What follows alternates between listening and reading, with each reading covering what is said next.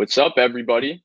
We're here at episode 45, just 5 episodes away from the big number 50. This is Blake and Vish Sports. That's Blake. I'm Vish. What's going on? We got a packed stream today. We're going to talk about, award predictions, something that I think a lot of people have wanted us to do, just predictions in general.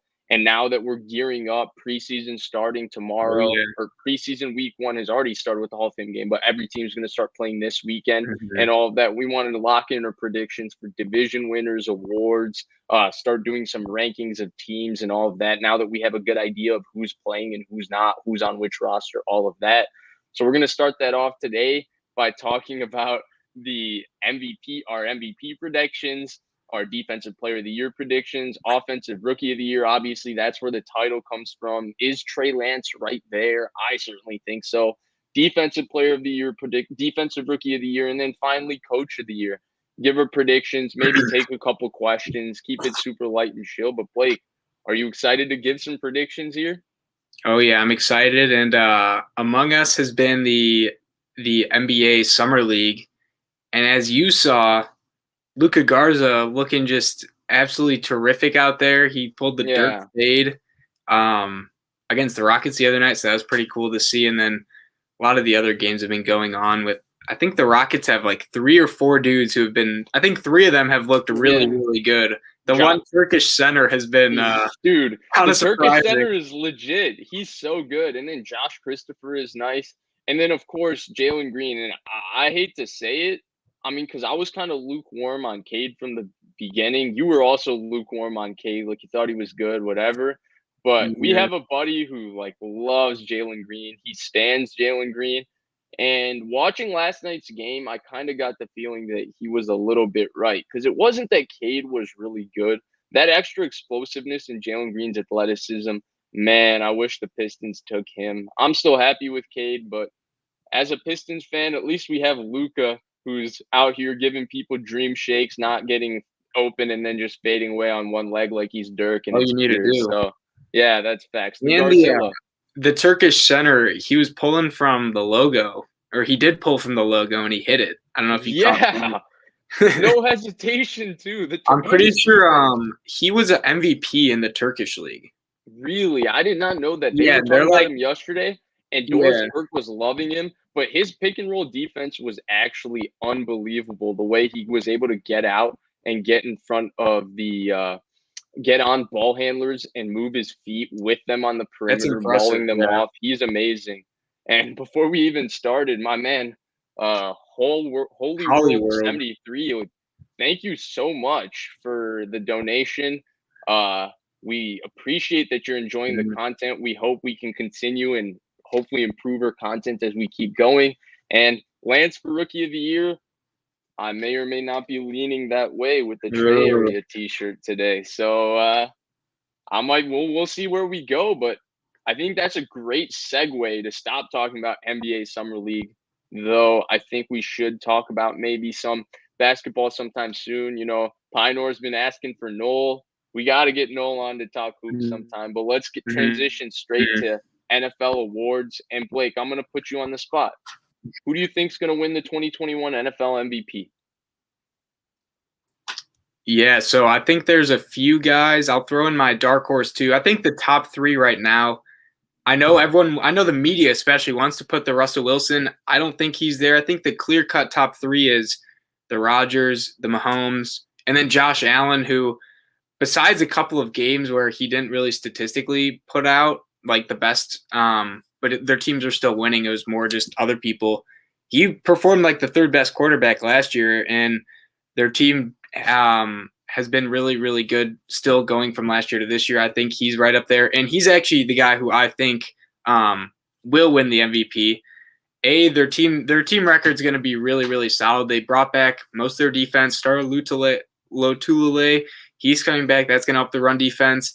I think an underrated signing was actually Emmanuel Sanders, who, he's not the wide receiver 1 he once was, back with Peyton Manning and Demaryius Thomas there, but he's still a really good 2, and I'd say a great 3.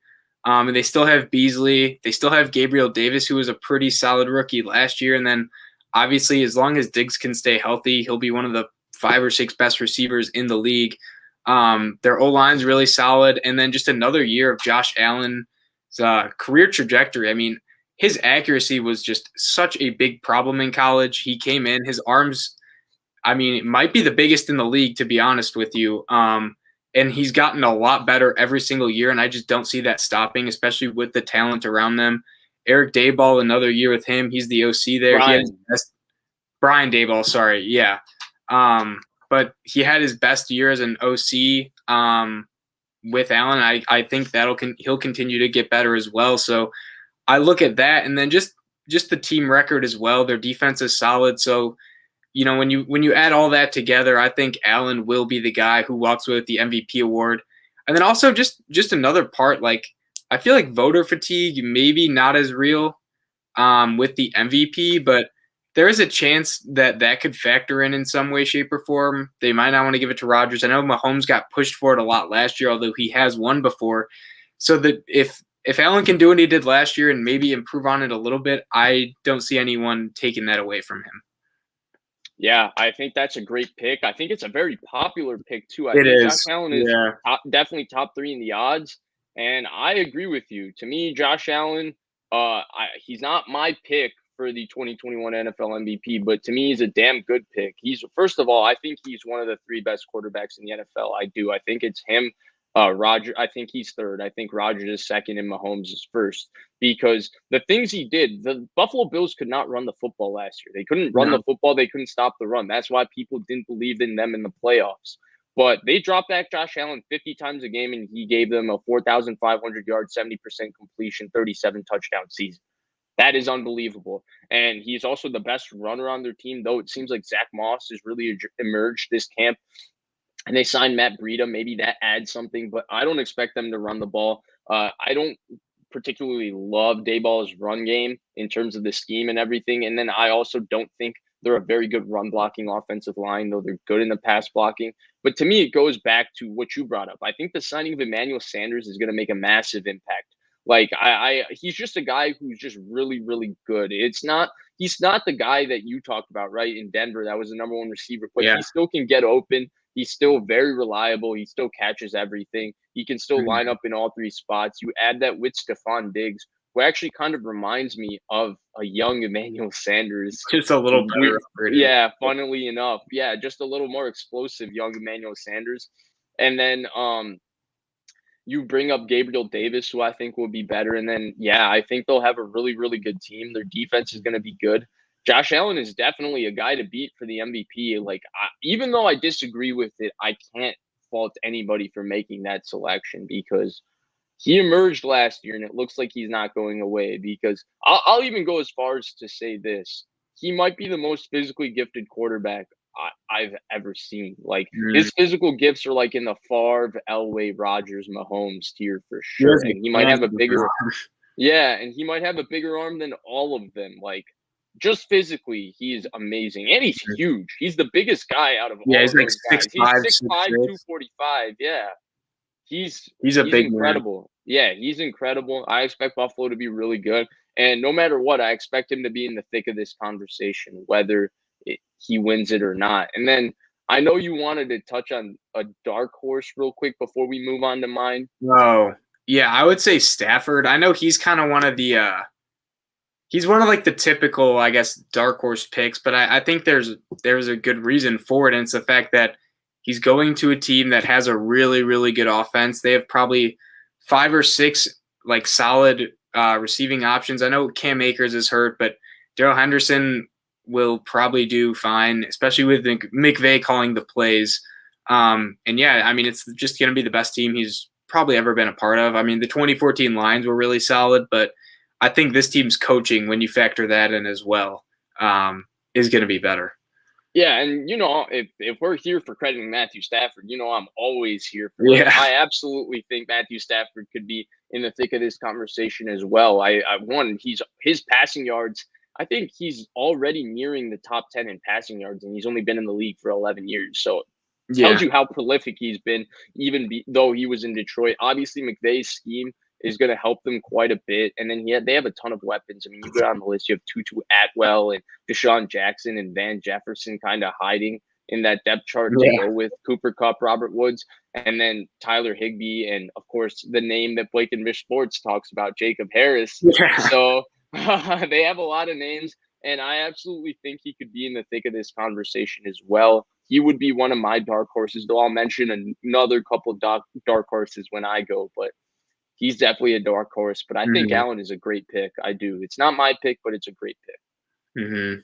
Who'd you have, Vish? So that brings us here, right? And I kind of went back and forth with this. I don't want to be the guy that says Rodgers, Mahomes, or Allen just because those are so popular. But I'm just going to go with Patrick Mahomes. I think Patrick Mahomes is going to have maybe the best season of his career this year. I think the fact that they revamped their offensive line, I love Orlando Brown as a left tackle. I think he's heavily underrated. I think he's a phenomenal football player. Joe Thuney has been very, very good for years, and I think Joe Thuney is going to be excellent for the Chiefs. And then Creed Humphrey, I mean, you and I did a mock draft where we had Creed Humphrey going 24th. So we thought very highly of Creed Humphrey, and for them to draft him where they drafted him, and it seems like he's had a solid camp for them. So, I mean, I think their offensive line, like the notion that it's not as good because of what happened at the end of last year, they've quietly just turned it from the 32nd unit in the NFL to a top 15 unit. And we saw what Mahomes could do with a top 20 unit last year when Eric Fisher was healthy. He was prolific. And then you go in, Tyreek Hill is obviously, in my opinion, the best receiver. I think your opinion as well, the best receiver in the NFL. Travis Kelce's a top 2 tight end. Andy Reid's going to be cooking it up. And I think the big thing for me with the Chiefs is that, and I think Clyde Edwards-Helaire is going to have a really, really good season. And I think adding the running back element to their pass game and adding a run game is only going to benefit Mahomes. And obviously, we've seen very few bad games in Mahomes' career to begin with so far over the last 3 years. I don't expect to see much more. I mean, he was right in the thick of the MVP conversation last year if it wasn't for a historic season from Rodgers. He was, 38 touchdowns, 6 interceptions, almost 5,000 yards. I think with the 17 games, Mahomes will be back in the 50 touchdown, 5,000 yards in there again. And I think he might even break records if he's able to play all 17 games. I hate to be the person that says Patrick Mahomes, but Patrick Mahomes to me is going to be the 2021 NFL MVP. Yeah, interesting. I think the point of the O-line is probably just the most glossed over thing that's kind of happened to any of these playoff teams. I think overall, like you think of any, you could look at all the other teams that went deep in the playoffs, and you look at any of their just overhauls of units, and the Chiefs O-line is the one that comes to my mind first. You mentioned Orlando Brown, Thuney, Humphrey. They're getting the right guard back who went to go be a doctor. Yeah, Duvernay-Tardif. Yes. And somebody mentioned he's injured in the comment section. I think he's out 4 weeks. He will be back for the majority of the season. So, yeah. So, I mean, you just look at that and just the fact that, like, when you look at what he did also in the playoffs last year, like, they were running through teams. They destroyed the Bills defense. Like, that was just clockwork. And then the Browns, they were really, really good with Mahomes up until the point he got injured. Like, their offense was moving the ball well. They controlled the game.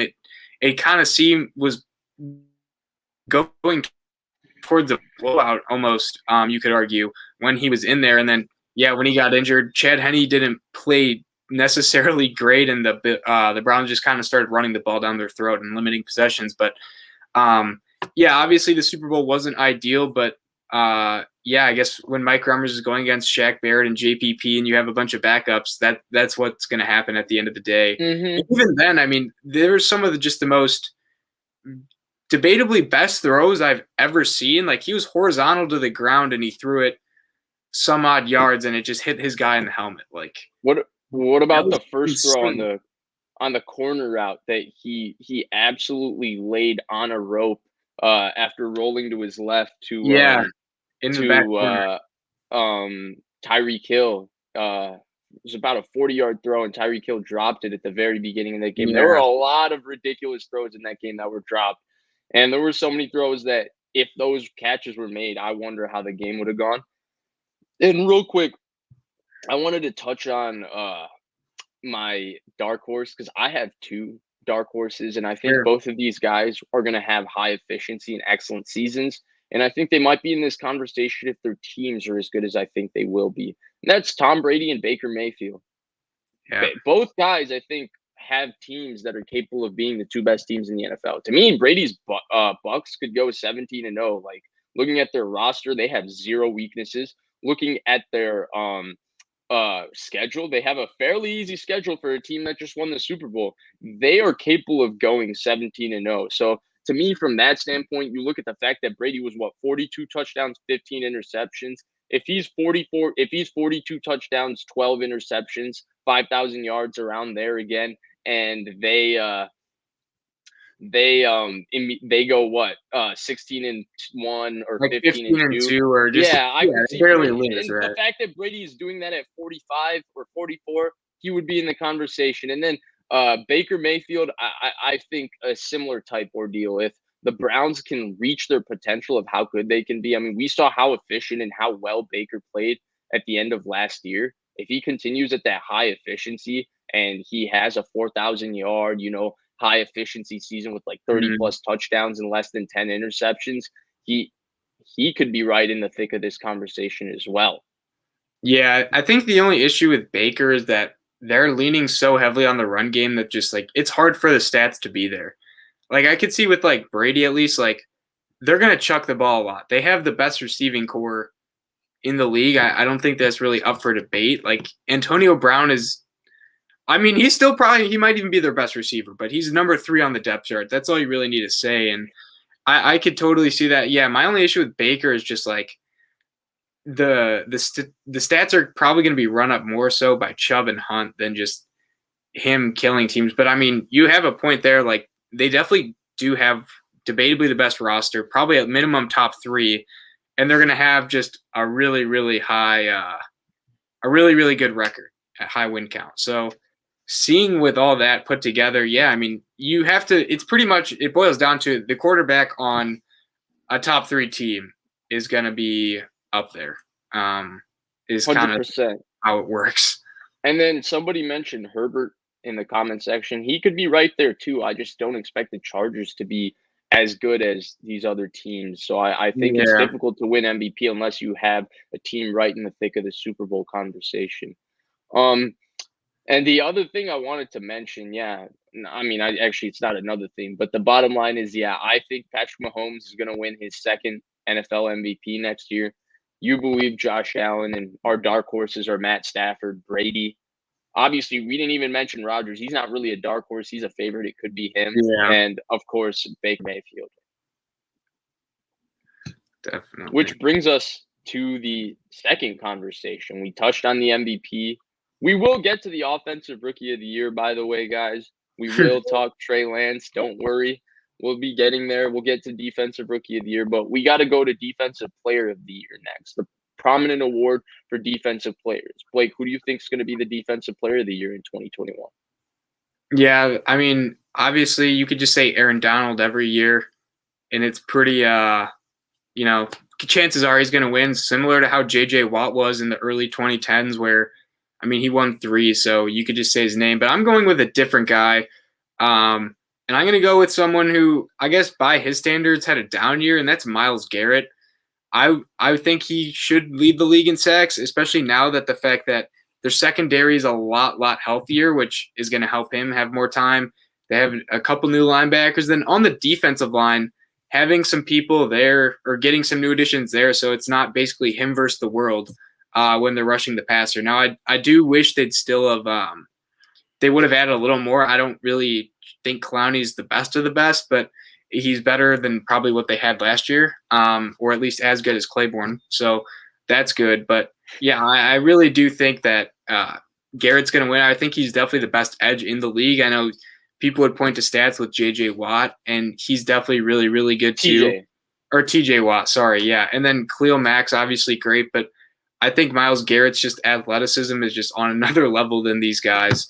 And it's pretty much just hopefully the rest of the defense can be healthy. And then I want to say they have a new DC in Joe Woods, correct? Yes, not new DC. He's been there for 2 years. Oh, yeah, he's been there. But I guess another year with him can only help, right? And if this team is, I guess, front running, which, they're running the ball down teams' throats and the other teams having to pass to catch up, I mean, that just should lead to more opportunities for Myles Garrett to get to the quarterback. So I'm going with Myles Garrett, my best edge, or who I think is probably the best edge in the league. Yeah, I actually wanted to preface this by saying that I wanted to go a non-Aaron Donald player. I felt it was important because Aaron Donald's really a cop out because there's a good chance he's probably going to win the Defensive Player of the Year again, and he's really, really good. He might be the best. He's personally, I didn't watch Lawrence Taylor. I didn't watch Reggie White. He's the best defensive player I've ever seen. He's in the conversation with JJ Watt, and I think he's better than JJ Watt. So that's where I'll start this conversation. I didn't want to go with Aaron Donald. Second of all, to touch on Myles Garrett, I'm 100% with you. To me, he's by far the best edge rusher in the NFL. He's really, really good. He's excellent against the run. He's excellent against the pass. I mean, just to give you an idea of how good this guy is, he had 12 sacks last year. And this guy named Brandon Thorne, he charts sacks, and he charted Myles Garrett's sacks. Guess how many of the 12 were what he considered high quality sacks? So he charts sacks that, you win because of coverage, you win because another rusher got home and you were able to disengage and touch the quarterback and all of that. Myles Garrett had 12 out of 12 high quality sacks. That's incredible. That just tells you how special he is. You touched on how weak their defensive line was. One of the most underrated things about the Browns last year was that their front seven was not that great, and they had a suspect secondary because of all those injuries. Now it's gotten a lot better. Jeremiah Owusu-Koramoah, now that he's come back from COVID and all of that, we both loved him before the draft. We think he's going to help out their front seven, or even no matter how they use him. Joe Wood runs kind of a version of the Niners scheme. He came from the Niners, but he runs it with split safety coverage. Yeah, and then for the most part, they're gonna be really, really good. Myles Garrett is gonna dominate. I'm higher on Jadeveon Clowney than you. I question his health, but he's better than anybody they've ever had around Myles Garrett for a while. So I think that'll be very helpful. And yeah, for sure, Myles Garrett is gonna be in the conversation. I would have picked Myles Garrett, honestly. There's a good chance I was really thinking of picking Myles Garrett, but I wanted to go out on a limb with my Defensive Player of the Year prediction. We'll get to that in a little bit, but I think Myles Garrett's a great choice. And I think the only issue with Defense Player of the Year is it basically comes down to whoever the best edge rusher is, or just D lineman. Like, you're not really going to see a middle linebacker win it, which is unfortunate. And it's so hard for corners. I know Gilmore won, but even Xavier Howard with 10 interceptions couldn't win it last year. And he had a great season. Like, no matter what Ramsey does, I feel like it'll be difficult for him just because the stats won't be there. I mean, even like Marlon Humphrey, a dude who forced 8 fumbles, lockdown corner, one of the best. It's hard for them to win. Kind of same goes with safeties. Yeah, 100%. Like, what Ramsey did last year was certainly Defensive Player of the Year quality. Xavier Howard should have been more in that conversation for sure. And even Jair Alexander had that type of season as well. And they just don't get in the conversation. It is unfortunate. But who did you have, Vish? Yeah, so I'm going to go way out on a limb and take a guy that I think is an emerging star in the NFL that doesn't get talked about enough. And I'm going to pick a guy from a team that I don't think people are even talking about much. And I'm going to go to the Carolina Panthers, and I'm picking Brian Burns. I think Brian Burns is going to be the Defensive Player of the Year next year.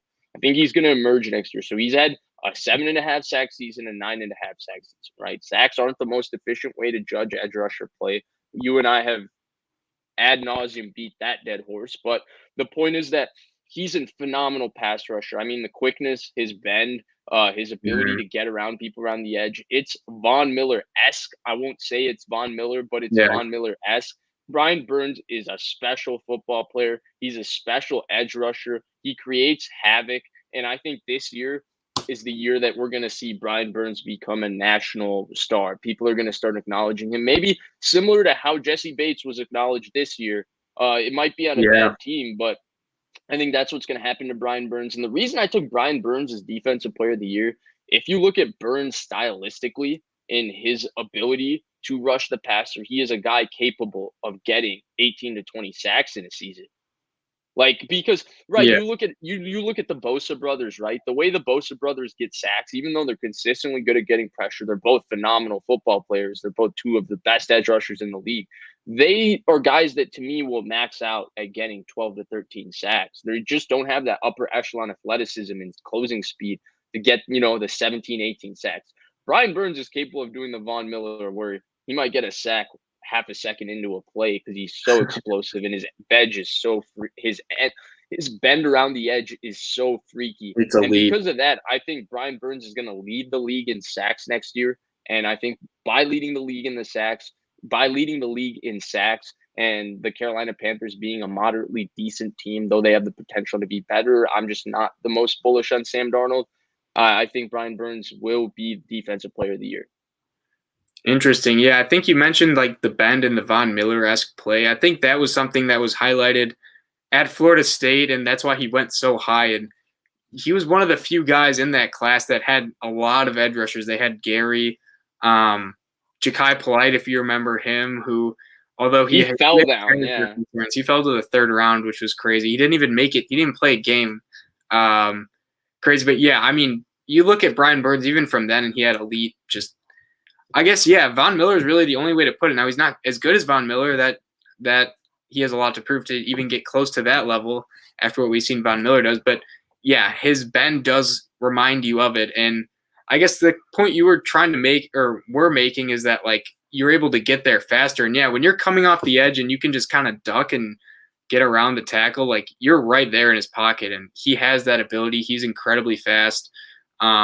And yeah, I mean, the Panthers being a better team can only kind of help him with that, and he needs that. But yeah, I think his only weakness is probably would be against the run, and he could be better in that regard. But I feel like that doesn't really matter as much for defensive players. No, people don't judge it. Mostly sacks. Yeah, people don't judge the completeness of a defensive player because there's guys that get 8 sacks in a season but are completely dominant for the entire season as defensive players. And for whatever reason, it doesn't get talked about. And Burns also has that move that Von Miller really popularized. Khalil Mack used it a little bit. It's called the ghost step, and he is nasty with it. And I think Brian Burns, whew.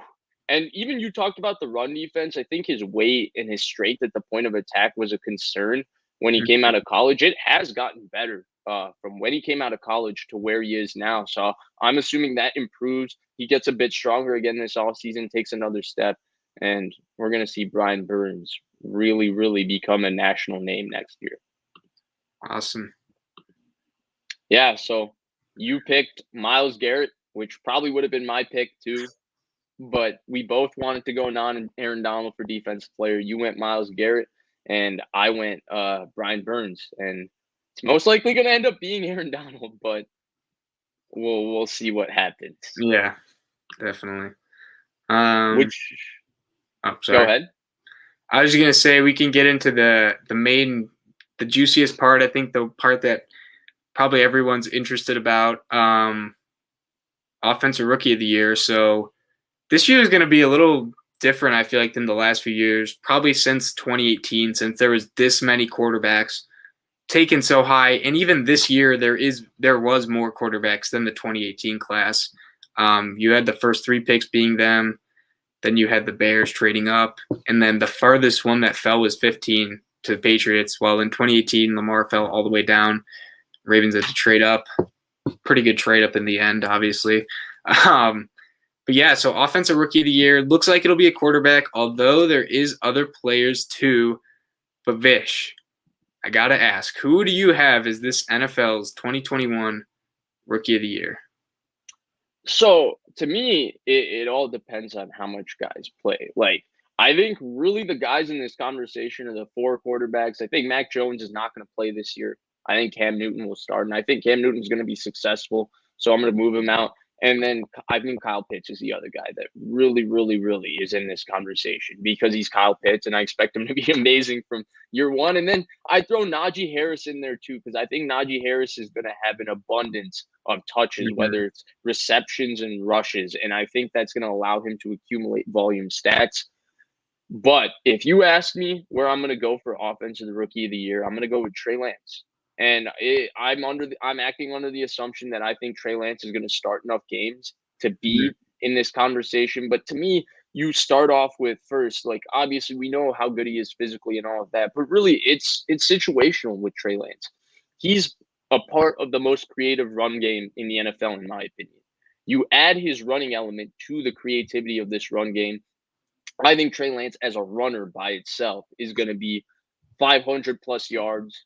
He might be in the 800, 900 yards if he plays 15 plus games and 5 plus touchdowns. So that's a really successful season because you and I are one of the few people that think quarterback rushing stats matter. Other people Yeah. discount them when evaluating a quarterback. We like including them. The other thing is, I think his passing efficiency is going to be off the charts because the Mhm. offense is inherently so efficient. We saw with Jimmy Garoppolo, a lesser talented quarterback in terms of just physical ability than Trey Lance, how efficient this offense can be. We've seen it with Matt Schaub, a different style of this offense, maybe a different flavor, but that was massively efficient. We've seen it efficient with RG3. We've seen it efficient with a lot of different quarterbacks. Even if you look at the higher efficiency stats, even with a guy like Nick Mullins starting, it's not too bad. So this is a very efficient offense. And Mhm. for Trey Lance, when you add the running element, I think his pass game is going to be extremely efficient. He's more than capable of doing all the things that Garoppolo does in the pass game because he's very good in the quick game and he's good off play action. Two things that the Niners are, that's their bread and butter. And finally, yeah, I think you add that element with the down the field building throw, the ability to throw a few down the field, a few more than Garoppolo, and you add in the fact, geez, I'm slurring a lot of words today, but that's fine. And then you add in the fact that his supporting cast, right, is outstanding because you have Ayuk, Debo, Mostert, Trey Sermon, a good offensive line, and Shanahan. I think if he plays enough, and really that number to me is Odell Beckham did it with 12 games. I think 12 plus games is the number. If he's able to start 12 plus games, to me, is the rookie of the year. I think we lost Blake here for a second. Did we lose Blake or did you lose me?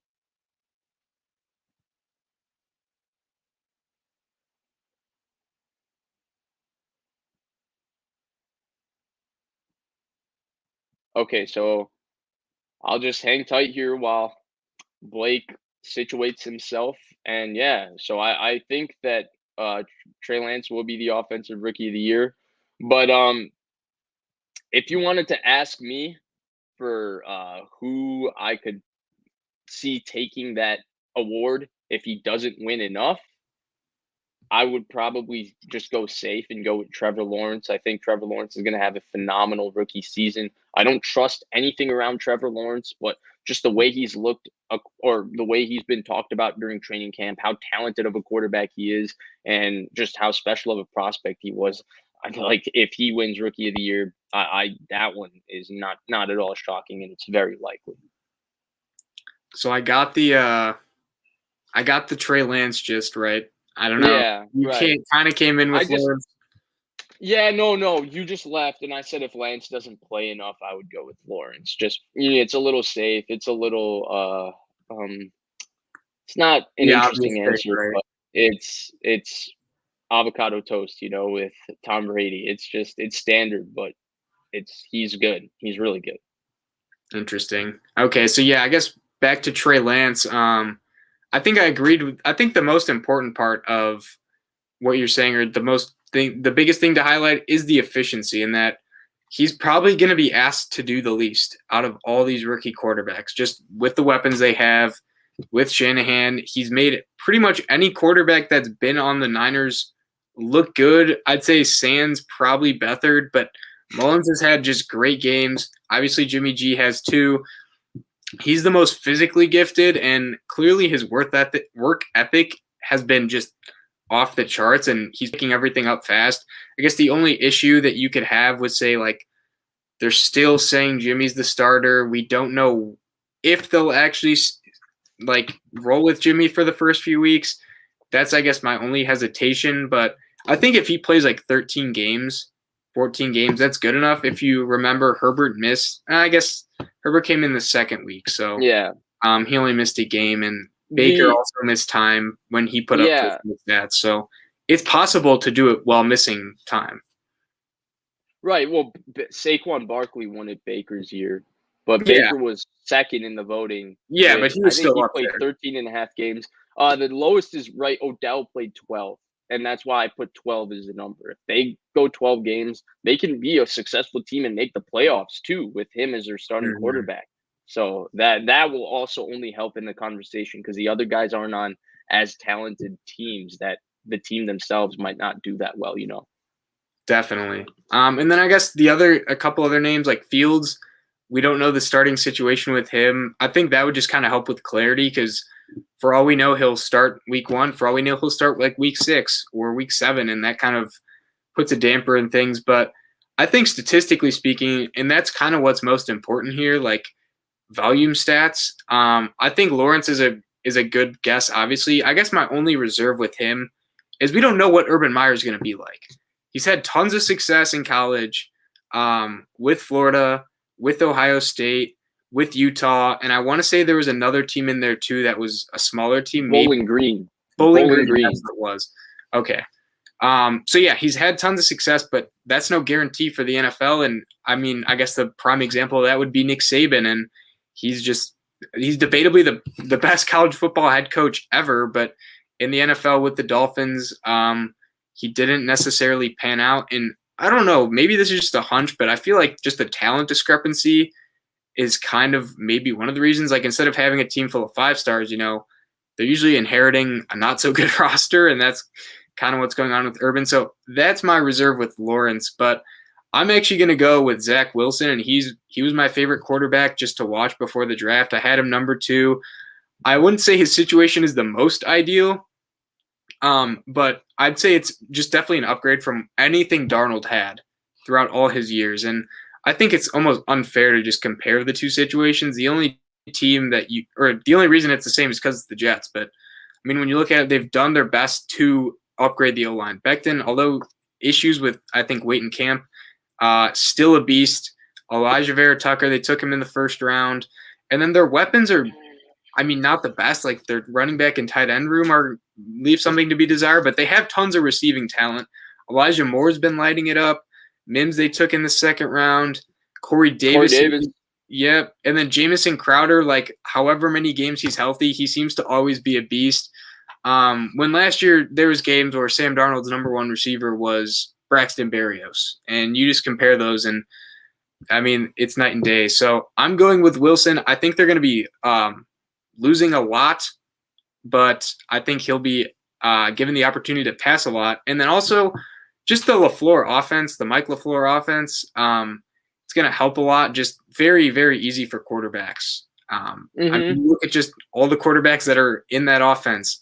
Stafford's going to be in it now, and then you have, I guess, Rodgers. You have whoever the Niners start, and they always seem to do solid. So I'm going with Zach Wilson. Yeah, and I also really liked Zach Wilson before the draft as well. I was quite high on him as well, and I think he's a fair pick. So you touched on Becton, right? Becton's been getting his butt handed to him a little bit by Carl Lawson during camp, which could be a good thing because they signed and gave a lot of money to Carl Lawson, who we both really liked before that free agency. Or it could be maybe Becton isn't the same special player that he was his rookie season, though I tend to believe it's more that Carl Lawson is just a beast. In regards to Wilson, you touched on it, right? His offensive line isn't that bad. I'm a big Elijah Vera Tucker fan. I thought he was a very, very good draft pick for them. I understood the uproar about trading up to get a guard, but he's a hell of a football player, so I like that. Becton obviously was phenomenal as a rookie. You touched on Elijah Moore, who's apparently been killing it in camp. I'm a big Corey Davis fan, full disclosure. Think he'll be successful. You touched on the offense and how quarterback friendly it is. And I agree with all of those things. And I think Wilson's actually going to put together a solid rookie season. I think he's getting a little over criticized in camp. I do think the Jets roster overall isn't bad, though I think the Jets will compete in every game next year, which is something they haven't done in a long, long time. But my reservation with Wilson and why I'm more maybe I have greater conviction that Lance, if he plays, will be in that conversation, and then Lawrence is just the fact that I still just don't think there's enough around Wilson for him to have the full stats, like the stats that with the efficiency where the touchdown interception ratio is pretty and all of that. Yeah. I think that Wilson, might be like 25 touchdowns, 14 interceptions. He might make a lot of big time plays, and he might do enough things that make you very excited about what he's going to be. I'm very bullish on the idea of Zach Wilson as a future franchise quarterback. You definitely are. I just think that maybe the roster around him just isn't good enough yet for him to have the stats to show off that, he's the rookie of the year. And that's really why I prefer Lance and Lawrence. Lawrence more so because I just think he's the best quarterback of the five. And then Lance because he's just in a situation where I think he can be highly efficient to go with being an excellent football player. And I guess the Mekhi Becton thing, he actually hired a chef to help him with his weight. I don't think there was an issue there, but I guess the point being made, I think you pointed it out, Carl Lawson was just looking amazing. So I guess you can either look at it in two ways that, or I guess the way to look at it if you're a Jets fan is that Carl Lawson is just going to be amazing this year. That's how you look at it. But yeah, right. I'm interested to see like which of these quarterbacks obviously does turn out to be the rookie of the year. And, maybe it's not. Maybe it is the tight end Kyle Pitts because he's walking into an offense where there's a lot of targets to go his way. And then Najee also could be really interesting too. I mean, his Waddle more for value. Yeah, Waddle. We didn't even mention the receivers either. Waddle, obviously incredibly explosive, can make plays. Devonta Smith, they're going to be losing a lot. Maybe Hurts will get him the ball. And then Jamar Chase, I know there was the separation issue, but report that came out, but then the next day there was other reports that he was doing good. All I'll say is this, there's stuff with Zach Wilson where he had a really bad day, I want to say yesterday, and then today it came around that he actually did good. So I would just say don't take like one day for training camp and kind of run away with it, because there was also a Denzel Mims thing too where he was working with lower teams and came out he had food poisoning and he lost weight. So I'll say is just the Jets media is crazy. I think that's the bottom line, and there's a different storyline every day. I mean, yeah, do you remember, like, people were just glowing, like, Sam Darnold was anointed as basically the savior before he even played a game. People thought we're just like everything Sam Darnold was glowing with positivity, and we saw over the last 3 years, it was not that good with Sam Darnold. Now, it wasn't all his fault, but Darnold's play also cannot be excused because it was poor, right? So the training camp reports, yeah, they're fun. Yeah, it's awesome to see these top five quarterbacks just put together. With especially Lance and Fields, it feels like they're putting together every day. It's just a great day, great day, great day, great day, great day. But it's still, it's not everything just because we have to see it on the field in the regular season. I don't personally put as much stock into the preseason. I think it's a little bit. I think the preseason performance is a little bit overrated. Hence why we see a lot of guys that fans get attached to because of successful preseasons get cut by the regular season, because I don't think teams put too much stock into it either. I mean, we have had some awesome stories though, like Victor Cruz, Dak Prescott was amazing in the preseason, and then there's like Tim Boyle for the Packers was awesome. Now he's on a team still, which is good for him, but he never really got a chance to play for us. But yeah, I mean, the name I always go back to, and this as a Packers fan, Scott Tolzien was the preseason god as a quarterback, especially. Yeah, and Scott Tolzien was never a good NFL quarterback. And then another name, Niners fans will remember this, Lavelle Hawkins kicked butt in the preseason in 2014, and he was one of the first cuts for the Niners roster that year. A lot of people thought he would make it solely based on preseason performance. So you just never know, I guess. But hey, we get to see Love. We get to see the 5 or 6 other quarterbacks. Davis Mills, he's coming out. Yeah, Davis Mills versus Love. To put a bow on this topic before we go there, right? I picked Lance if he plays, Lawrence if Lance doesn't play enough, and you picked Wilson. Though we were really focused on the quarterbacks when a lot of receivers and obviously Kyle Pitts have a really good chance. And Before we move on, just to touch on the preseason, Love is the player I'm most excited to see in this preseason. He will be interesting. So if you look on Twitter, there's like a minute 30 clip of his throws from family night. And there was a couple good ones or a couple bad ones. And then there was one that was just an absolute dime. It was like a 55-yard throw, double coverage. It hit the receiver in the hands. He dropped it. But seeing that was awesome. And then the next play was like a throw in the dirt. And you're just like, hate to see that. But it is what it is. But yeah, him, Davis Mills. I mean, there's tons of other just young quarterbacks. Kellen Mond you could even throw out there. He'll be interesting to see. Kyle Trask. Like guys that are taken in the mid rounds that, we have no idea how they will turn out, but it'll be interesting. 100%. So let us move. We're going pretty quickly through these topics. So if you have questions, throw them in there now. We might take a couple questions here at the end. But let's go to the next award, and that's Defensive Rookie of the Year. And Blake, I'll start with you, as we've started with you for the last 4. Who is yours pick for Defensive Rookie of the Year? Yeah, this one's interesting, right? So the first defensive player taken was Surtain to the Broncos at, I want to say 8. And this was a bit of it, like usually there's a blue chip defensive prospect that gets taken early. Usually there's a pass rusher or something along those lines. This year there wasn't. But a guy who could have been the blue chip pass rusher had he not had injuries was Miami's Jalen Phillips, and that's who I'm going to go with. So he's actually on the Dolphins now. He played at the U, staying in Miami. Athletic freak, I want to say he's like 6'5", 6'6", just absolutely enormous specimen, and really good against the run, but he's also just, really strong, so he's obviously really good in the pass rush too. So I think those factors, and then just the opportunity. The Dolphins, their best, or the person with the most sacks on their defense last year was Emmanuel Ogbah, and then a lot of other people that got sacks were their linebackers. Van Noy blitzing, Jerome Baker also did really solid as well with blitzing and getting sacks. So those are their 3 highest, or the people with the most sacks on their team. And I think Phillips, as an edge player, is going to have the opportunity to actually get a lot of sacks and get sort of recognition.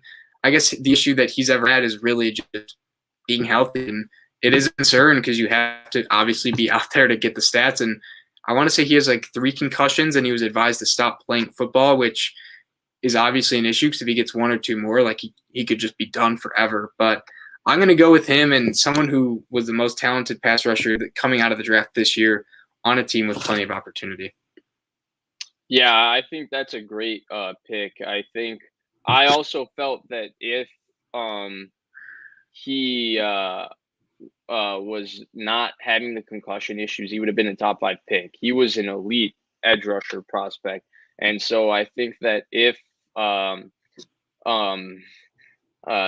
Jalen Phillips manages to stay the entire year healthy, I think he's got a really, really, really good shot at this award because he is an elite edge rusher. That's what he was. He was an elite edge rush prospect. I mean, you go back and look back, I think he's better than Chandler Jones was coming out of Syracuse. And Chandler Jones was taking similar style defense, New England Patriots, with Bill Belichick, obviously, running their defense. And he had 6 sacks, 12 quarterback hits, 3 forced fumbles as a rookie. I think 6.5 sacks. I think Jalen Phillips is capable of having 8.5, 9.5 sacks. And same type of thing. And if Miami's defense is as good as they are last year and he has that type of season, he would be a shoo-in for this award. I'm just surprised. Also, just looking at who Miami drafted in the first round, him and Waddle, they clearly just value just people with the highest of just athletic profiles. Like obviously Waddle, insanely fast, insanely explosive, and kind of the same with Phillips as well. So will be interesting to see, how they both do in the regular season. But yeah, I'm with you. Who did you have? And, sorry, go on. Yeah, no. What I wanted to say is when I wanted to make a ride joke, they value the physical profile besides at quarterback when they took Tua over the very physically gifted Justin Herbert. And then just for reference, right, I brought up Justin Herbert's Chandler Jones' rookie season as a point of reference for Jalen Phillips. Last year, Chase Young had 12 quarterback hits. one more sack at 7.5 and one more forced fumble. He was at forced fumbles. Now, he had more hype than what Yeah, Jones had as a rookie okay. and what Jalen Phillips had, and he also did score a touchdown, and he played on a good defense. So Jalen Phillips really, and I think I think he's better than what Chandler Jones was coming out of college. And I think he's capable of having a better rookie season than what Chandler Jones had, though Jones has become near Hall of Fame type edge rusher in the league. So I think that having that kind of season, similar to what Chase Young had, is not out of the realm of possibility for him. And I think he will be the defensive rookie of the year if that happens, though he's not my selection. Then who did you have? Yeah, so that's a perfect segue right now. I'm going to take Jamin Davis. I think middle linebacker is really a position that it becomes easy to win defensive rookie of the year. If you rack up tackles and you're making impact plays, you're immediately put into that conversation right there. I mean, we saw Darius Leonard have that kind of season where he was put in All-Pro. We've seen obviously the best of the best. Patrick Willis have that type of conversation. Jamin Davis is a Kuechly as well. Yeah, Kuechly, great name. I forgot that one. But Jamin Davis is a freak athlete playing behind a great defensive line, and I think that's going to allow him to flow sideline to sideline and rack up a ton of tackles. And I think he's going to be an impact player. I mean, Washington's going to have an excellent defense, which will only help his case. And obviously, he was just named their starting middle linebacker a couple days ago. So things are looking good, and I think Jamin Davis, because of that, I mean, he's who I would predict as the defensive player of the year because I like who's in front of him in terms of his defensive line. I like who's around him in terms of next to him in their linebacking core and their secondary, adding William Jackson and with Landon Collins coming back and all of that. And so I really like the idea of Jamin Davis having a big rookie season and being the defensive rookie of the year. Yeah, that's an interesting one. And he kind of flew up the draft boards as the season went along. Obviously, the athletic profile's there, but I think you mainly highlighted it with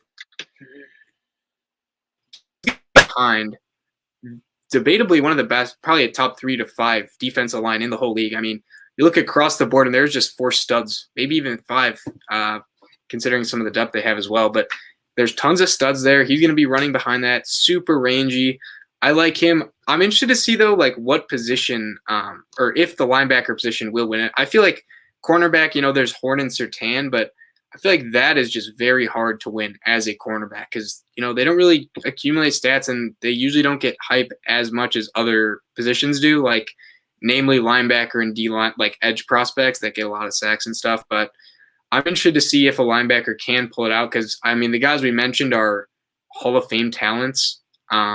Like Kuechly and Willis and the other guy you mentioned as well. But Darius Leonard, and Leonard is, I mean, in his own right, he's been an All-Pro, so that's kind of, I guess, if he is that good, that kind of helps. Yeah, 100%. And with Jamin Davis, you touched on the defensive line, right? I think the 2 guys that are least talked about on this defensive line to me are the 2 best players, especially one. Jonathan Allen is the best player on this defensive line. He just got an extension to me that was not too rich. It was actually maybe a little cheaper than a player of his caliber could go because he's a really, really good interior defensive lineman. And he's really good against the run and the pass. And you have Deron Payton, who's just a mammoth space eater inside, and he's more than that. He can rush the passer as well. He's an absolute beast, the 2 Alabama guys. And they're going to create a lot of open and easy access for Jamin Davis in terms of their run fits to be able to hit and tackle linebackers for losses and all of that. And then you talked about his athleticism and range and coverage. It might, with their pass rush, also lend him to get a couple interceptions from errant throws created by the pass rush, and his athleticism and his overall stats could definitely fit the profile of a defensive rookie of the year. Definitely. But yeah, I mean, I think this is probably the most interesting 2 answers in the fact that compared to other years, there's usually a top 5 draft pick or top 7 that kind of would be the consensus guy. But like even last year, I think everyone had Chase Young winning it, but it's a lot less or a lot more up in the air, I guess you could say, onto who actually will be winning it this year. Is there's maybe not that one blue chip prospect that everyone thinks is going to win it. 100%. And just one more thing to add on Jamin Davis. I mean, we've seen over the last 2 years this profile of this super athletic linebacker with Devin Bush and Devin White. And even last year, I mean, Patrick Queen really struggled, but at the early part of the season, people had him in this conversation, Yep. even though really throughout the season he struggled. With a good defensive line in front of him, they make enough splash plays that people who don't end up watching, all of them, like a lot of people felt that Patrick Queen had a good rookie season, and then they went back and watched him, No. and by week 6, week 7, he's really struggling. Oh, Isaiah Simmons is another guy you could kind of throw in there too. He's the opposite, right? He struggled for like the first 10 weeks of the Yeah. season, and No, then but he this is finally played another well later. Yeah. a guy of that kind of like. Oh, right. like Absolutely. My bad, I misunderstood. But yeah, You're good. But yeah, I think that wraps up Defense Rookie of the Year. I had Jalen Phillips, Vish had Jamin Davis. We will see. This year is going to be interesting. I feel like it'll probably be someone we're not guessing or even thinking about who's going to win it. But I mean, hey, it happened last year with Jeremy Chin. He was in the conversation. No one would have guessed him before the season. But anyways, we can get into the final topic, and that is who will be the NFL's Coach of the Year. So last year was Kevin Stefanski of the Cleveland Browns. Obviously had a great season, 11-5. But yeah, Vish, who do you have as your Coach of the Year for 2021? Yeah, I'm gonna go a little bit with my heart here, and I'm gonna pick my favorite coach in the NFL, who I want to win Coach of the Year, and I'm gonna pick Kyle Shanahan.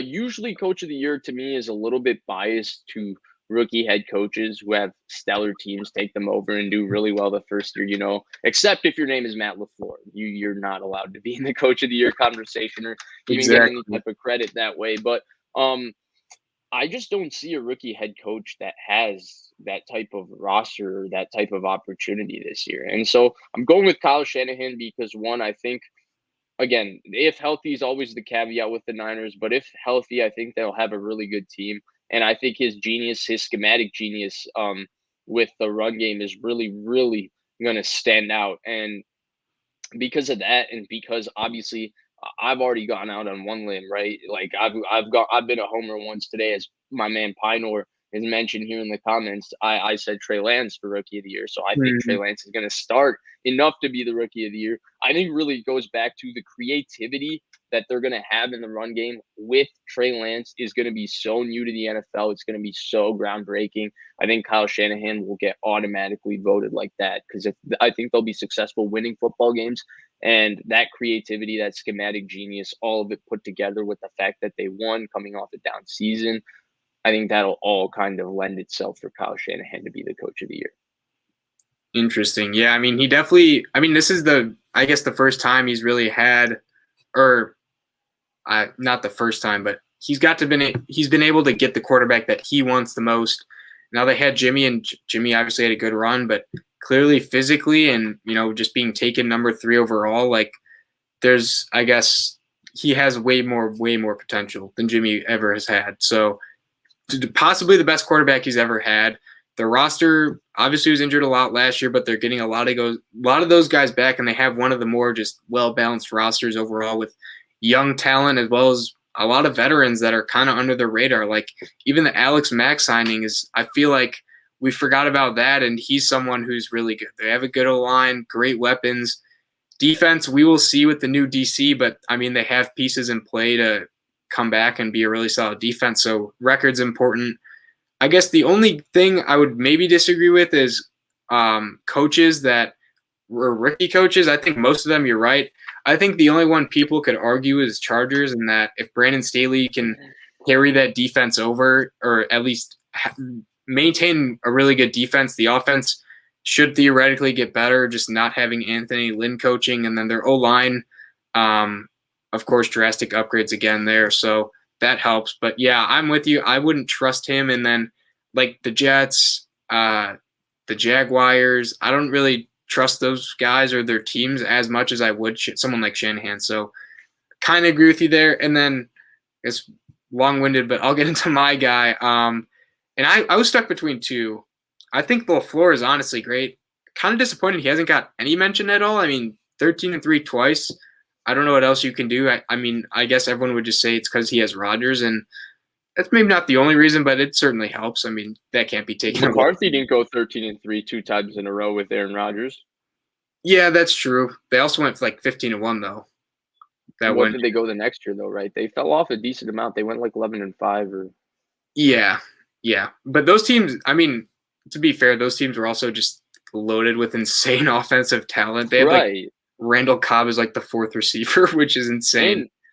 And technically they had, though their defenses didn't perform, to me they had more defensive talent when you talk about, and those guys were older, but like Desmond Bishop and AJ Hawk and Clay Matthews and Charles Johnny Woodson, Jolly. Tramon Williams, but Ryan Pickett was pretty good. He was, yeah. But getting off of that, I guess who I would go with, and I think their team's gonna have a bounce back year. He was in the conversation this year, and that's Brian Flores. So obviously year one with Tua, he didn't look as good. I do think Tua definitely limited in just obviously physical stature, but I think he'll have a bounce back year. Having an offseason, not recovering from hip injury.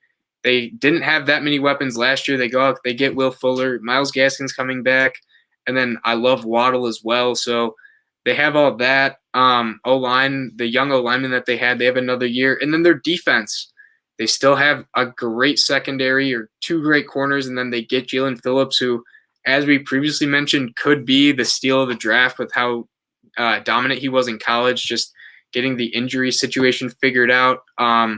Yeah, I like the Dolphins a lot. I mean, they do have a very tough division with Patriots and then another guy, Sean McDermott's Bills, who he could have won it last year also. But I'm going to go with Flores. I think their roster and just their overall team has improved, and then another year with Tua should only get him to be better. And Tua didn't even play that great by most metrics last year, and they still performed well. So if he can be just slightly better, a little bit better, I think that'll also help in the long run. Yeah, 100%. I think that he's really a great selection, honestly, Brian Flores. Like what he's done to rebuild Miami. I mean, the first year people thought that he was tanking, and Miami ended up winning 5 games. People thought it was tanking for Tua. Yeah. They won 5 games, got the 5th pick, and still got Tua. So it seemed pretty genius for the entire plan. Then you look at the fact that last year, I personally thought they were 1 year away, and they went 10-6 last year. And I have a sneaky feeling if Ryan Fitzpatrick was available, week 17 might have gone maybe a little bit different. But they fell flat as a team in that game. Like Josh Allen ripped up their really, really good defense as well. It wasn't just Tua's poor play in that football game that lost it for them. But yeah, I think it's a really good option. Maybe my only reservation is I'm not sure how good Miami will end up being. If Miami ends up being as good as they're capable of being, which they're capable of being, 13-4 type team that actually challenges the Bills and possibly wins their division, the AFC East, and if that happens, then yeah, 100%. Because Brian Flores is an excellent coach, not just in terms of his in-game management and all of that, but also his X's and O's. Schematically, his defenses are always fantastic. So, yeah. I mean, even with that too, you look at the Patriots teams that went to the Super Bowl. You look at the 2017 team against the Eagles, and they had Patricia there. He was the DC, and look what they did in the Super Bowl. Look at the Rams game, what they did in the Super Bowl. Now that Eagles team was, you could say, better. The Patriots had more talent, but I mean, they almost shut out the Rams. Like that is nothing to snuff at. And Belichick is obviously, the mastermind of it, and most of the coordinators that have come under him haven't proven to be that good. But it looks like Flores is maybe one of the exceptions of guys that actually is really, really good on his own, whereas the Patricias and some of the other guys under that umbrella just haven't really amounted to much. Agreed. Awesome. But yeah, I think that'll wrap up all the topics that we had. So Coach of the Year, I had Brian Flores. Vish had his Kyle Shanahan, his 49ers head coach. But I guess we can get into some questions. So send questions in the chat. We did have one that we wanted to get to from Zamora Gilos. Apologies. Oh, wow. You actually nailed the pronunciation. That was pretty fluent. Yeah. So Zamora says, also, thank you for the $5. Much appreciated. Hey, guys, great show. Thank you again. How exactly do you think Shanny, also known as Kyle Shanahan, revolutionized football this year with Lance at QB? I'm going to defer this one to Vish first, put him on the spot, and kind of, I guess, get what he thinks So Shanahan. So first off, the Niners have maybe the most diverse run game in the NFL. Like usually guys that specialize in the zone run scheme, the run scheme that Alex Gibbs and Mike Shanahan made very famous. They usually run a lot of outside zone, inside zone, and they don't have a lot of variations off of it. That was one of Sean McVay's early problems with the Rams when the reason the 6-1 front worked was because they didn't have any sort of power trap counter run game variation that you could use to counter the 6-1 front. It shut down their outside zone, and when they didn't run outside zone, they ran inside zone. Now, McVay, LaFleur, all those guys have gotten more creative through the years, but Shanahan is easily the most diverse. Him and Mike McDaniel, they specialize in everything in the run game. They're a really good outside zone team. They're a good inside zone team. They run power scheme well. They run everything, every run scheme. They run it. The Niners run it, and they run it well. Now you add the quarterback element of it. Now it adds the entire set of read option plays, right? Like zone read and all of those type things. So you add that in, and that's going to be revolutionary. Well, Baltimore has a very, very cutting edge run game with power scheme and Lamar Jackson with running the read option plays and zone read. The thing that I think is going to separate the 49ers is now you have the running element of the quarterback to go with this diverse run scheme, to go with the fact that you can run the football not just with the quarterback, but you can run it with your running backs. You can run it with the receivers. You can use motion to create advantages, specifically how you run it. And then you have all the variations with the quarterback run game. You add in like bash, all of those type things, which apparently they were practicing, by the way, which is cool to find out. You add option plays, which are from college. And then you throw this all in to the fact that they have a play action pass game that's married with run and pass, where that's why they use a ton of motion and stuff, because they try to make everything look the same, and they make and off the run action, that's how they create a lot of space to throw the ball in play action. You add all of that together, and yeah, I think it's going to be cutting edge, and it's going to be the kind of scheme that McVay can't take an aspect of it and implement it in his own way to his offense. LaFleur can't do it because they don't have a running quarterback. Mm-hmm. Yeah, I guess like basing it off like Greg Roman's offense and in Baltimore with Lamar, some of like the read option stuff, the power stuff, just the QB keepers, like I feel like those type of plays will just be implemented. And obviously Lamar's so great because of how shifty he is and just ability to, I don't know, make a man miss, be twitchy, and just win overall. I mean, you also look at the running backs and what it forces the defensive end to do is basically just kind of stop and wait for Lamar, and that helps Gus Edwards, J.K. Dobbins. Pretty much any running back on the Ravens is averaging like 5 yards a carry. And they're all usually pretty good, but it's mainly because of just what Lamar Jackson does. And I feel like that's also going to be implemented with the Niners, and you'll see their running backs maybe averaging just so much yards a carry, and they already do. I mean, you see the Breidas, the Jeff Wilson Jr.'s. I mean, any running back looks great, Mostert. But I think that'll also just be kind of added as well to the Niners. And when they are doing read options, and it kind of just takes one of the D linemen out of the play, and the fact that they have to account for the quarterback. And I think that opens up a lot. I mean, we saw with Kaepernick how great his running is. And clearly when you don't or when you do go after the running back on a read option, what's going to happen to the quarterback that is uber athletic and Trey Lance, who just looks like who is a physical freak and looks like he can just run linebackers over because he did that in college. Yeah, it'll be interesting to see what they can dial up just beyond the simple, I guess, read option stuff. Right. And that's really what it is. It'll just be the diversity of their run game will just be unlike anything we've ever seen. And then you add the play action pass game element to it and the way they'll be able to set up their RPO pass game, all of those type things. It's going to be fun to watch. Now, I don't know if we'll see the full thing. I think this is the theory of what it could be, but we'll see. Mm-hmm. But yeah, thank you for the questions, Zamora.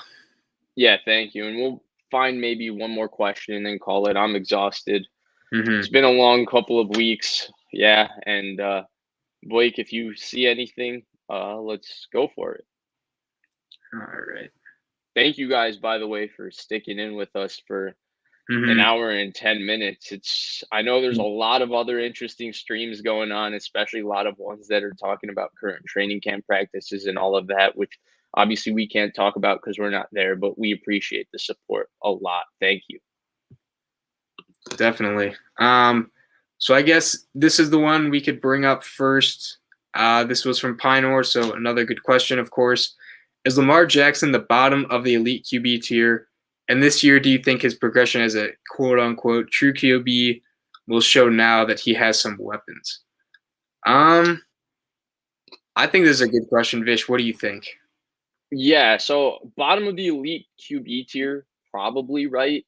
I mean, I think most people's elite QB tier is Rodgers, Mahomes, Allen, Russell Wilson, Deshaun Watson, and then Brady's usually the guy people put in there, just obviously the achievement and the winning achievement and all of that. That's why people put him there. And then Lamar's really the next guy, the next quarterback in that conversation.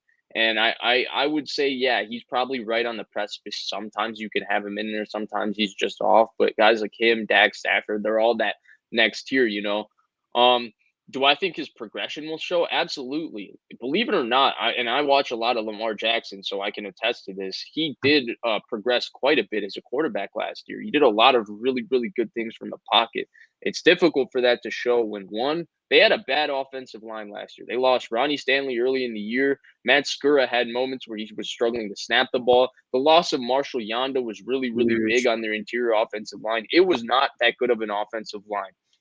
Second of all, they had very, very poor receiving options outside of Mark Andrews. Obviously, the passing ability of Lamar Jackson outside the numbers, I feel like gets overly nitpicked because there's a lot of quarterbacks in the NFL that aren't the best outside the numbers, and I think Lamar is better than he is given credit for. But people really just don't like Lamar for whatever reason. But that's besides the point. But outside of Mark Andrews, they didn't have anybody that you could really say is a legitimate guy that's going to consistently beat man-to-man coverage and win. And I think it's better now. I mean, Sammy Watkins, when he's healthy, is a guy that can do that. He's never healthy, so I don't know what to expect from that. It seems like Marquise Hollywood Brown is having a pretty good camp, so maybe that'll be better. Rashad Bateman, I saw some videos of him looking nice in camp. He got beating Marlon Humphrey and stuff, and he got injured. So I think if it's all there, I think it'll show. But I think at some point the limitations of a Greg Roman pass game, they do. And I know they've had passing game coordinators and stuff, but they need something to up the X's and O's in their pass game because Lamar is mentally quite good, in my opinion, at least as a quarterback. Way better than people give him credit for, at least. And if they can give him maybe a little more cutting edge pass game that really schemes people open, I think people would be shocked on his ability to dice up people from the pocket. Then you add the element of the fact that he might be the most explosive ball carrier in the league. Definitely. So I would put him, I think I had him with you. Like I'd put him as my sixth best quarterback, probably. Kind of same list as you. I know some people have Tom at like 2 or 3. I can't buy into that. I don't know. I get the achievement stuff, but yeah, I can't put him there. I would have him at 6. And I just think, like, I would love to see him with an elite receiver. Like, we know Mahomes has Tyreek, Rodgers has Devontae Adams, Matt Ryan had Julio, Kyler and Deshaun Watson have had Hopkins. Like, we've seen other great quarterbacks with those elite receiving threats. We have never seen Lamar with even, I'd say, a great receiving threat. Mark Andrews is a really good tight end. I'd say he's one of the 10 best tight ends in the league, good receiver. But he is just not, I don't know. He really just not like a great number 1 option for a passing attack, although he is good. They drafted Bateman, who could be something. He unfortunately got injured, and he's been injured the last few years, which is concerning. Hollywood Brown didn't pan out. Watkins, I mean, I feel like Watkins is still living off some of the hype that he got, but I don't know. I don't really buy him staying healthy for a whole season, and it's tough because you would expect, I guess, better stats or better output from his passing game, considering we have him that high. But it is tough with what they have. And I think also just the run, you have to account for the running aspect with him. And yeah, it maybe isn't everything that goes into a quarterback, but you can't just entirely dismiss it because we all saw what he did against the Titans when he had that huge 50-yard run when their offense looked terrible. They couldn't do anything, and he just burst right up the middle and ran one of the just best runs I think I've ever seen. And considering just the moment and that it took place, but yeah, I would put him there. And I think I still don't think they have great weapons, to be quite frank with you. I know they tried to add some, but I'm not the biggest proponent. I think Bateman could be solid though. I think he's the guy that if any of these guys are going to be really good to great to elite, he will be the one. Right, and they have other guys too, right? They've drafted a lot of receivers later in the draft, like Devin Duvernay. They drafted in the third round. They drafted James Proche, but I mean, we'll see what those guys become. I'm not 100% there with their weapons. I'm maybe a little more happy with their offensive line. I mean, any offensive line getting Ronnie Stanley back is humongous. Yes. And then of course the Kevin Zeitler addition will be very helpful. But I still don't look at it as they have this fantastic supporting cast around Lamar Jackson, and that's really important because when we're talking elite tier QBs, yeah, he has a really good defense, but the support around Lamar Jackson in the last 2 years has been widely overstated. People really act like Lamar Jackson's got, a super, super duper team. But I mean, it's Mark Andrews is an above average tight end, in my opinion. The receiving room been a question mark, and it continues to be a question mark. The offensive line, the year he won MVP, was phenomenal. Last year was not that good. And then the running backs are good, but there is an element for me of how good are these running backs if you don't add the element of Lamar Jackson and the amount of space he creates for running backs in the run game. His gravity, you could say. Although I hate that. Yeah. It is true. Any running back, when there's a running quarterback, they're going to benefit from, say, a read option when they're running right up the middle and there's not a defensive end just waiting to tackle them, it helps a lot. Right, 100%. And yeah, somebody mentioned they have running back depth. They have good receiver weapons. I mean, Sammy Watkins plays 3 games a season. Rashard Bateman's a rookie who's injured, and Hollywood Brown has not been very good. I mean, Hollywood Brown, everybody rips on the N'Keal Harry pick. They took Hollywood Brown over A.J. Brown, DK Metcalf, Deebo Samuel, Terry McLaurin as well. That was a terrible draft pick. Yeah, Bateman's an unknown. I think he's the only guy that I would consider out of those guys that could actually live up to be somewhat of a reputable wide receiver one. Because from what we've seen so far, I don't think Brown is. Clearly, Sammy Watkins has not been, although if you remember, he was hyped as a generational receiver. And I thought he was awesome a generational receiver prospect, yeah. Mm-hmm. Yeah. But, yeah. We'll see. Definitely. And so I think that kind of brings us to the end. Thank you guys so much for sticking with us and watching. We appreciate all your supports. We're really excited for football season to come, and we're excited to get you more content as we continue through this football season. Please subscribe, share, comment down below all the things that you agreed with, all the things that was wrong, all the things that we said. Sammy, the same name as Deebo. Same as Deebo? Yeah, Sammy Watkins. Okay. Jets Gang's been pretty reckless in this comment section, but I'm here for it. I love your comments, Jets Gang. But yeah, thank you. And comment down below the things, whatever you thought was crazy, whatever you liked of what we said, your takes on who you believe should be the award winners, like MVP, who we had, offensive rookie of the year, defensive rookie of the year, defensive player of the year, coach of the year. And we will be back as soon as possible. I actually finished my internship on Friday, so this next week maybe we can stream a little bit more. But do a Q&A or something. Yeah, definitely. And yeah, thank you so much for watching, and we'll be back soon. Mm-hmm.